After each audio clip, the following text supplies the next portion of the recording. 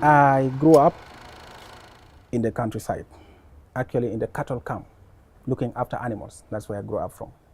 And this is why I got this name, Bush, because I was born in the bush during Bush era. Bush era is when the Southerners by then went into the bush to fight the regime for self-determination, for independence of the country, for freedom.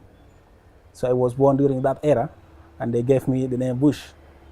When my mom born me, when I am born, my English a little bit problem. In the same day, they arrested my dad. Yeah, I see my dad when I am 3 years old. Yeah, so when he's just released from the prison, I said to my mom, "Who's this guy? I don't know him." When I was born in 1999, my mother was shot in the leg, but she's alive.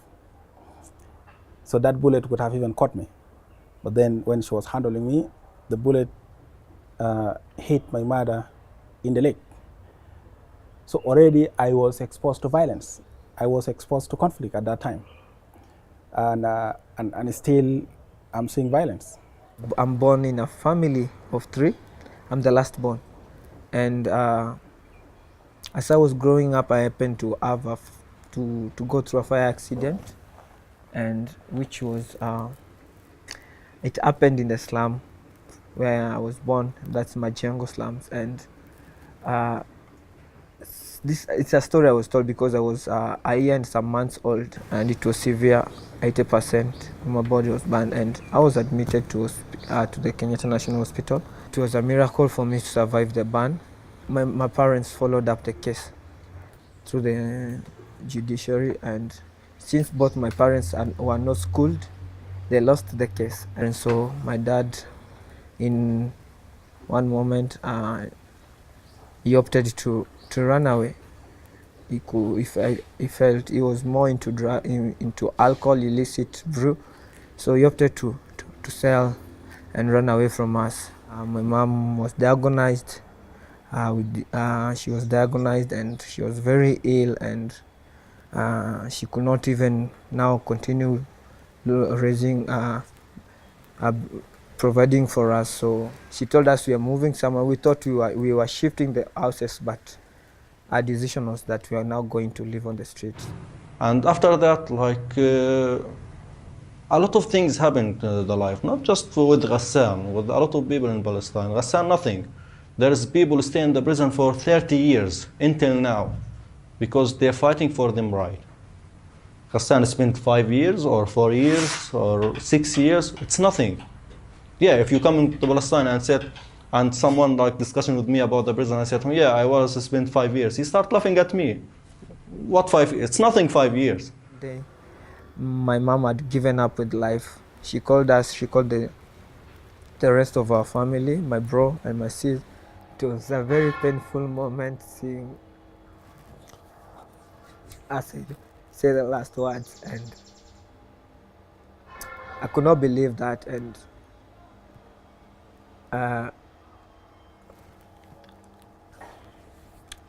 this is the moment I told, I could not kneel down, and I said that I'm not going to kneel down. I don't believe that you're going anywhere.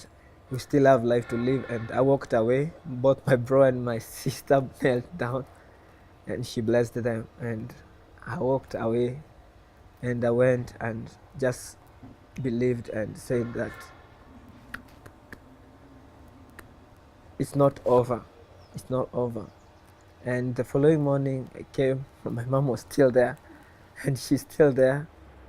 And Buse, which is my second name, has been given to me by my mother because when I survived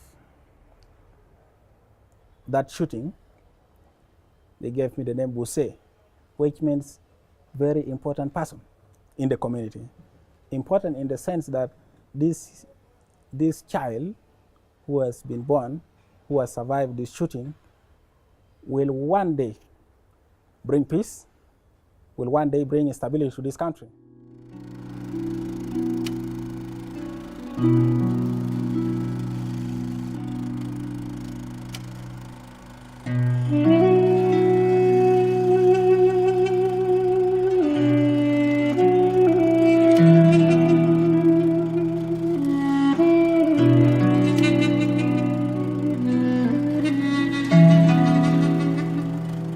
When I was 11 years old, my father now thought, because in my culture, as a girl, when you're growing, it's always obvious that when you reach 9 to 15 years, it's time for you to be circumcised so that you can be married off, because we don't, in my community, girls are not supposed to go to school by then. So my clan decided that December, like a group of girls from my clan is going to be circumcised. So when I heard that, I discussed with my class teacher, who, like, after I told her, she told me, do you want to be circumcised? I told her, no, that's why I'm sharing this with you, because I don't. So my class teacher took a step. She went to the area chief, because the area chief was my church elder also. So they shared the information with my class teacher, and that's why they organized for my escape, because you can't refuse to be circumcised and stay with your parents. Your dad will kill you. Aos 13 anos, eu fui assediada por um policial na rua, e foi de uma forma muito racista e muito machista também. Eu estava com a minha mãe. Então, a partir desse momento, realmente eu percebi o que estava acontecendo. E para mim foi... machucou muito, e até hoje eu carrego isso comigo. Eu fico lembrando e eu penso quanto as meninas também sofrem com isso. Então, a partir desse momento eu comecei a lutar também no movimento. No meu primeiro ano do ensino médio, eu lembro que eu chegar na escola, eu sofri por causa do cabelo. Eu ainda não tinha assumido, então eu vivia com o cabelo amarrado. Aí foi o ano que eu comecei a assumir e deixar solto. E um dos meninos que estudava na minha sala, por incrível que pareça, ele era gay, mas ao mesmo tempo era muito racista. Então ele ficava puxando o meu cabelo, ficava dizendo que eu era gorda. Então, a partir desse momento, eu comecei a lutar. Eu comecei a ajudar as meninas que também passavam por isso. Comecei a enaltecer a beleza das meninas com o mesmo cabelo. E até hoje eu trabalho com isso, principalmente com a cultura. A questão de se achar belo, se achar bonito da forma que você é. Eu acho que o importante sempre deve ser isso. So when I was in the rescue center again, my mom was suffering, like really suffering. She could be beaten every day.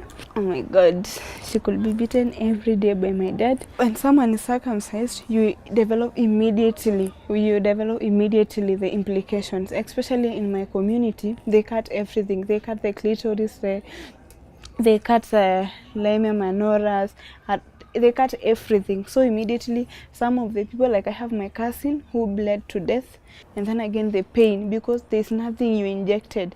They just start cutting you, and then the tools they use, they are not sterilized, so you might get HIV and AIDS on the process of being circumcised.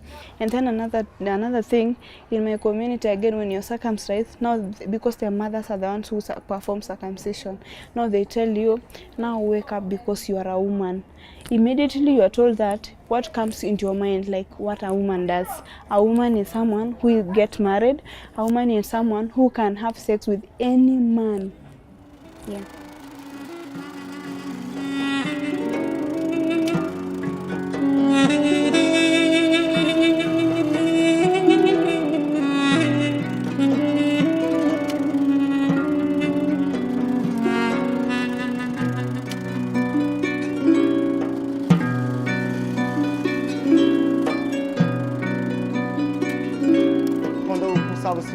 ensino médio, eu tava indo pra escola e eu estudava de manhã. Aí, tipo, eu ia zumbi, sabe, assim, morrendo de sono.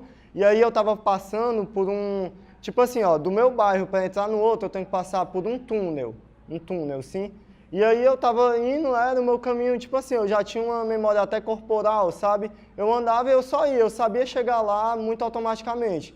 E aí um dia eu tava indo pra escola, tudo certo e tal, e aí eu bem sonolento, assim, olho quase fechado, cabeça baixa. E aí de repente quando eu tava passando por esse lugar que eu falei, da passagem, né, de um bairro para outro, eu senti o meu pé, tipo assim, eu perdi a estabilidade do chão, tá entendendo? Eu meio que escorreguei, ficou escorregadio o chão. E aí eu peguei e olhei pro chão, né? Tipo, com o olho bem de sono. E quando eu vi, eu tava dentro de uma poça de sangue de 2 metros e eu tinha pisado em alguma coisa que era do interno, não sei, tipo um cérebro, alguma coisa do tipo, se liga? E aí meu Deus, tipo, eu tô indo pra minha escola, eu tô indo estudar e tal, e aí eu me deparo com isso.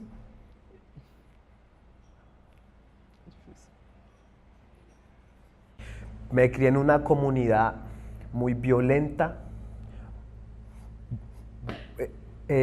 mucha droga, la desigualdad, ¿sí? Resulta que pues a raíz, fue lo que pasó, fue que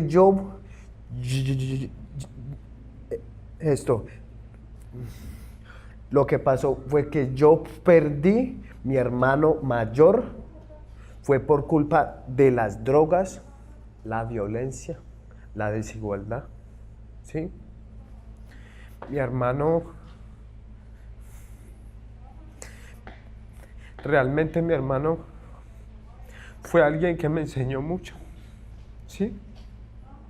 Me hace mucha falta y yo, Julio César Muñoz Núñez, la meta mía, ¿sí?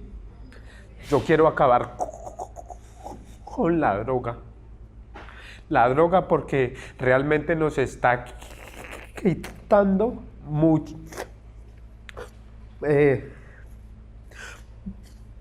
mucha juventud, muchos niños que tienen mucho futuro por delante.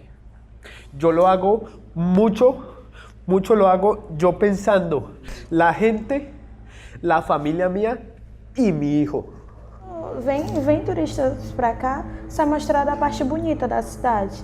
Eles não vão para a periferia, que é onde realmente há problemas, em que a juventude não é tratada como cidadã.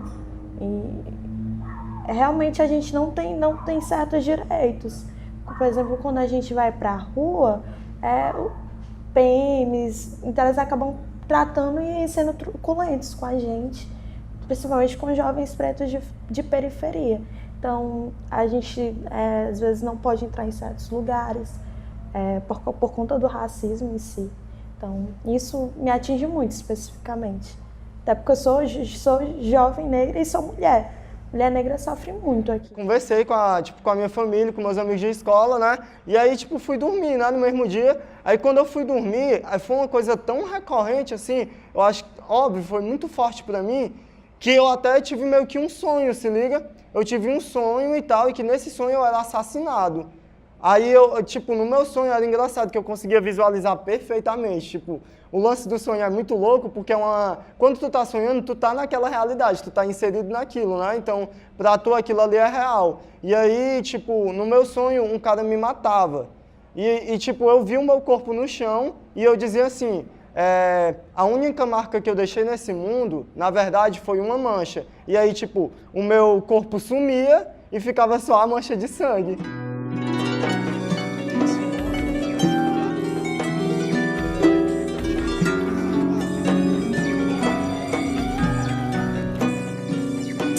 Que o filho foi assassinado. Um adolescente de 16 anos foi assassinado com 6 tiros na mão da Polícia Militar. Um jovem de 19 anos foi assassinado com mais de 10 tiros. O corpo de um jovem de aproximadamente 25 anos foi nesta encontrado terça, com 7 mais de de 100 dezembro. facadas. Ok.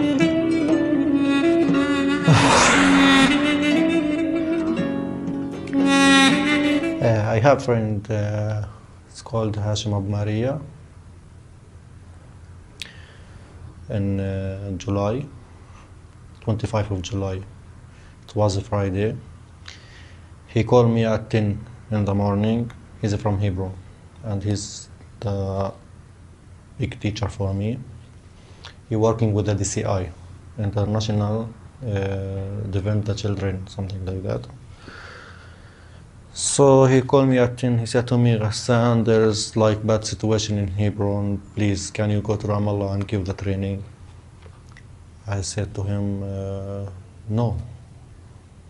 I will not go to Ramallah today. It's my holiday, like Friday. I didn't spend any time with my family. He said to me, okay, just try. I said, okay, Mashi, I will call you back. I have a friend who had no one, and he got in conflict in Syria, and he died. And if I had the time back, I really want to talk to him.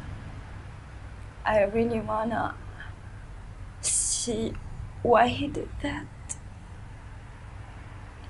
Why did he went to Syria? And just, that's the only reason that I decided to be a volunteer and to help teenagers or kids to do the right thing. After like half an hour, I opened my Facebook account. I read the news, like this is Hashim Abu Maria picture. And all the people said to me, call me, it's Hashim get shot and he died. So this is like, Yeah, I blame myself because in this period in his life, we were not connected.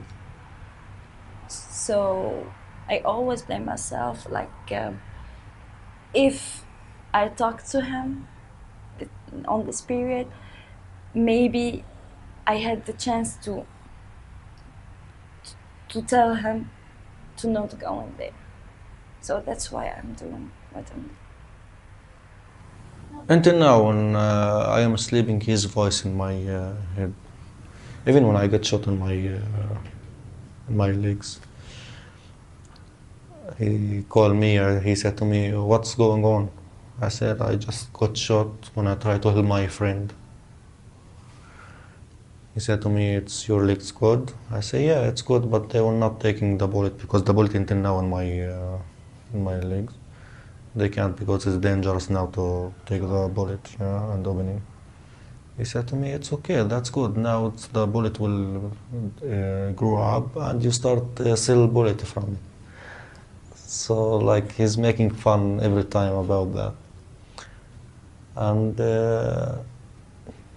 yeah, it's hard when you remember him. Sometimes I try to forget the story, but you agree.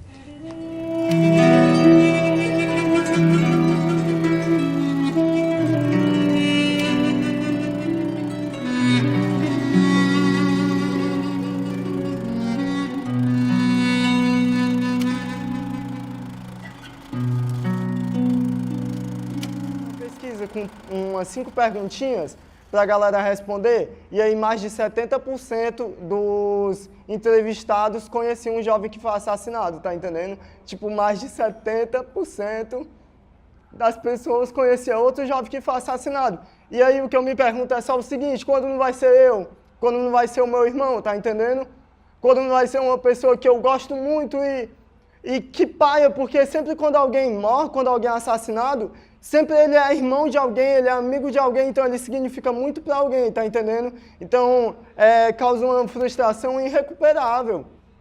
É uma frustração irrecuperável. Eu estou falando de uma coisa que vai mexer na vida da pessoa de uma forma que ela nunca mais vai ser a mesma, tá entendendo? E eu não estou falando de uma ou duas, eu estou falando de milhares de pessoas, eu estou falando de milhares de jovens de Fortaleza que são assassinados, cara. Tá entendendo? Eu tô falando de muita gente, a galera não tá conseguindo viver aqui, sabe? A galera não tá conseguindo viver. A gente fala de direitos, mas a galera não tá tendo direito nem de viver. Como é que eu vou ter direito se eu não consigo viver, pelo amor de Deus? Sabe? Me entende isso? Okay. So back in my country, the war have affected all of us. You know, we've been under air attacks from Saudi and allies for more than 4 years. Nobody's like stopping them from the airstrikes. We haven't seen any real action towards this. We haven't seen any move or towards the children that are being killed, like really killed by missiles and so. Towards the poverty, towards the economic situation, because you know nowadays everything has become too expensive, and that's because you know the bank is closed. If you don't want to do anything regarding the economy or so, okay, but do as a humans, all of you, do something regarding the children and the blood and the civilians that have been killed. To be honest, no one can give you your freedom. Like, we are under occupation 70 years. No one can give us our freedom. How you want to me, like, just stay looking to my future, tomorrow we will have peace? First we need to know what the peace mean. The peace mean, like, if someone slapped me in this side, I give him another side? No, I don't think so. Like, you have right. You cannot take it by peace, so you can take it by struggle. That's all. Our breath in Palestine is a struggle. Smiling in Palestine is a struggle. Work in Palestine is a struggle. Like, everything in Palestine is a struggle. Staying in the home in Palestine, it's a struggle. Like, if you are like just sleeping, yeah, in your home, and just right away, the soldier invaded your home and arrested you. This is normal life. Tava passando pela rua, né? E aí eu escutei duas criancinhas, assim, tipo, duas menininhas brincando. Aí elas gritando, mãe, mãe, é, mãe, é. Aí, tipo, eu olhei, né? Eu olhei pra trás, porque assim, o som me chamou a atenção. Aí, tipo, eu olhei pra trás, aí a mãe era catadora, né? Ela disse assim, o que foi, minha filha, e tal? Aí a criança, tem brinquedo? Se liga? Tipo, como, cara? A galera tem acesso a brinquedo vindo do lixo, tá entendendo? Que a gente tá falando de brinquedo é uma coisa que se compra e a gente volta de novo pra desigualdade social. Tipo, a gente tem crianças que, sei lá, sonham em ter um boneco, tá ligado? E aí, quando elas conseguem um boneco, é tipo um boneco que vem do lixo, tá entendendo? Tipo, que outra criança jogou e só assim ela tem acesso. Porque, tipo, a mãe dela tem que catar 1 milhão, digamos assim, de latinha para conseguir, sei lá, uma semana de almoço, se liga? E aí como é que ela vai ter dinheiro para comprar brinquedo? E aí eu pergunto até, tipo, pra gente é forte isso, escutar, mas imagina pra mãe dessa garota como foi escutar isso, tá entendendo? Da filha dela, da referência dela, de dar brinquedo pra filha dela saindo do lixo, tá entendendo? E aí é isso, mano, meu trabalho é os meus mesmo, tá ligado? Meu trabalho é os marginalizados.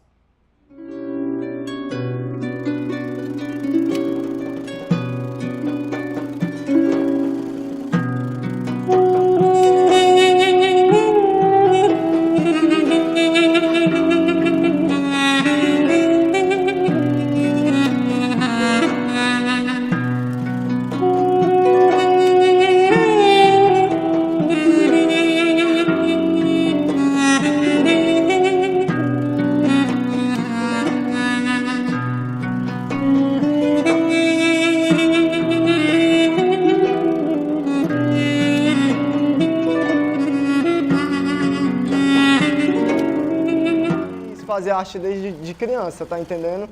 Mas, tipo, quando eu cheguei, a partir desse momento dessa poça de sangue, tipo assim, a arte virou minha arma, se liga?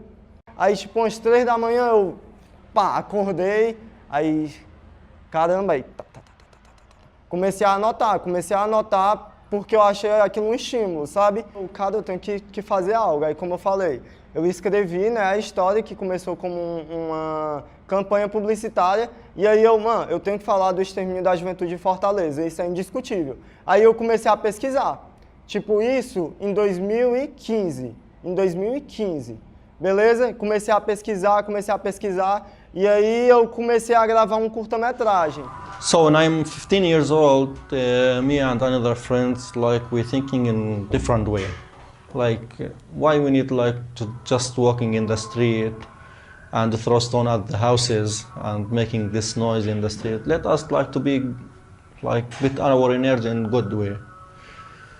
We're making small group, like around 9 or 8 person.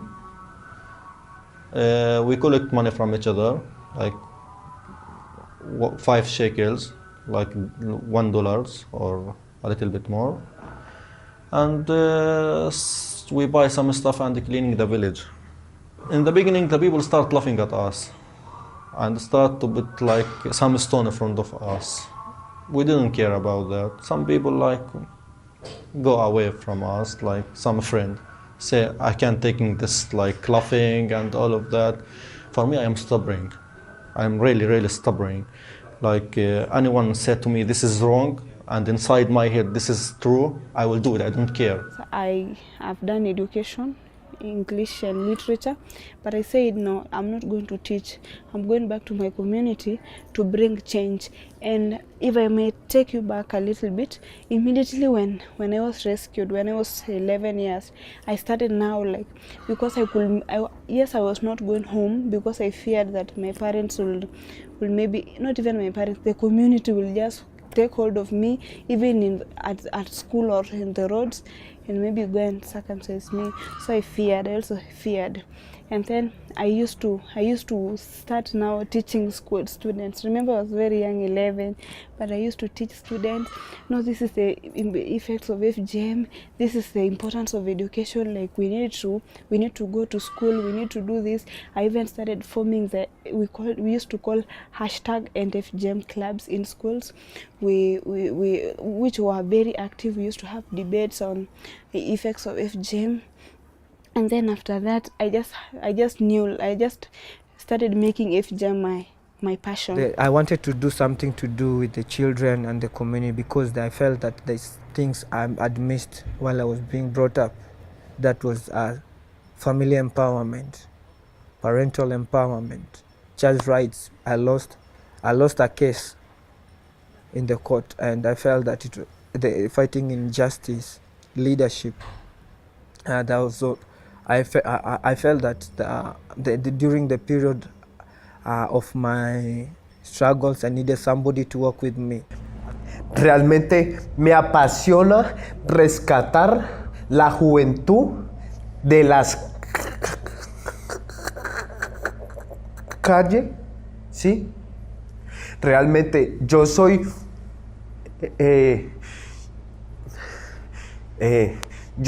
la prueba de que si tú haces bien, vienen muchas cosas buenas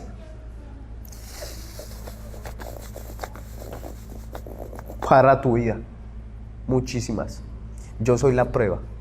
So we do volunteering in many aspects, but we are like seeing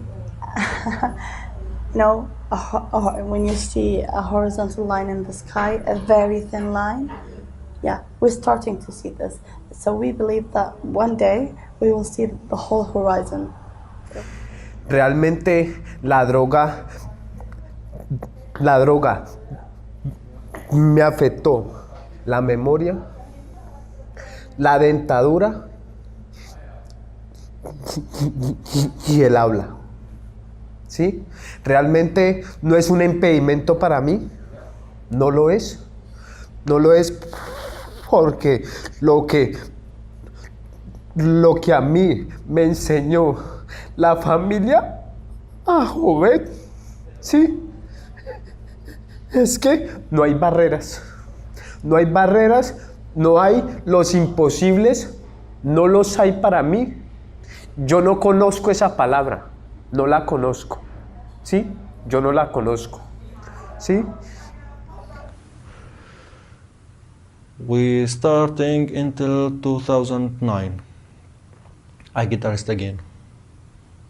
I spent 2 years and a half in the prison for administration detention, without charge, without anything. And this time, like, I put a strategy in my head.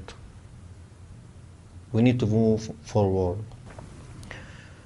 When I'm released from this time, I do a good job. I start with the dabka. I start with the theater. I start like a class education and a workshop. And also try to use the why question to find the root causes of the challenges that children are facing. And I may not be broadly known or for what I do, but I believe in small impact. I believe in changing one person, one child. I believe in us. I believe in God. I believe in justice. There is justice. There must be justice somewhere. But we wake up every day seeking this justice. What can we do if everything around you is getting destroyed? You don't have to cry or just do nothing. You have to wake up and seek peace. That's what we do. Be an example. Be who you are. Do what you want. And just have faith. Yes, have faith. We are more than 70% in the Republic of South Sudan, young people. More than 70% are young people. So that means we can determine the South Sudan that we want. We can determine our destiny. So I say it's like there is an example of a professor.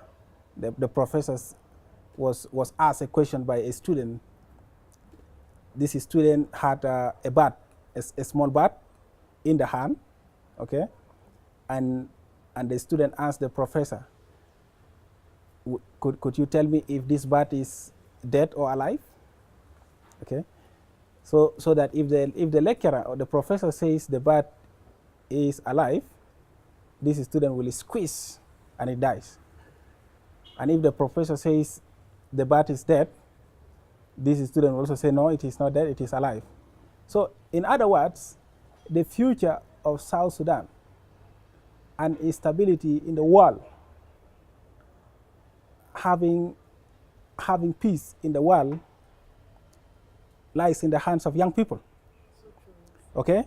We are the ones to tell people that there is peace or there is no peace. So we are the ones to determine.